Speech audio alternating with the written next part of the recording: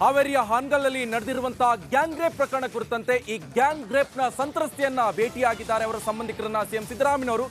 ಸಂಬಂಧಿಕರ ಏನ್ ಮನವಿಯನ್ನ ಕೊಟ್ಟಿದ್ದಾರೆ, ಆ ಮನವಿಯನ್ನ ಸ್ವೀಕಾರ ಮಾಡಿದ್ದಾರೆ ಸಿಎಂ ಸಿದ್ದರಾಮಯ್ಯನವರು. ಗ್ಯಾಂಗ್ ರೇಪ್ ಕೇಸ್ ಆರೋಪಿಗಳನ್ನ ಬಂಧಿಸಲಾಗಿದೆ.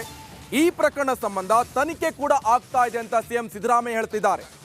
ಧರ್ಮ ಜಾತಿ ನೋಡದೆ ತನಿಖೆ ಮಾಡಲಾಗ್ತಾ ಇದೆ, ಯಾರನ್ನು ಕೂಡ ರಕ್ಷಿಸಲ್ಲ, ಶಿಕ್ಷೆಯನ್ನ ಕೊಟ್ಟೇ ಕೊಡ್ತೇವೆ ಅಂತ ಸಿಎಂ ಸಿದ್ದರಾಮಯ್ಯನವರು ಹೇಳ್ತಾ ಇರುವಂತದ್ದು. ಈಗ ತನಿಖೆ ಮಾಡ್ತಿರೋರು ಪೊಲೀಸ್ನವರೇ, ಹೀಗಾಗಿ SITಯಲ್ಲಿ ಇರೋರು ಸಹ ಪೊಲೀಸ್ ಅವರೇ.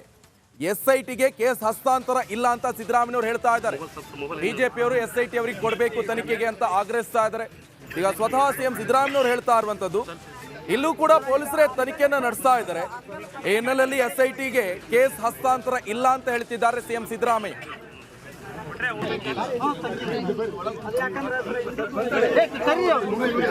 ಯಾರು ಅಕ್ಯೂಸ್ಡ್ ಪರ್ಸನ್ಸ್ ಇದ್ದಾರೆ ಅವರೆಲ್ಲರೂ ಅರೆಸ್ಟ್ ಮಾಡಿದ್ದೀವಿ, ತನಿಖೆ ನಡೀತಾ ಇದೆ. ಯಾರನ್ನೂ ಕೂಡ ನಮ್ಮ ಸರ್ಕಾರದಲ್ಲಿ ಯಾರೂ ಕೂಡ ಕಾನೂನನ್ನು ಕೈಗೆ ತಗೊಳ್ಳಿಕ್ಕೆ ಬಿಡಲ್ಲ.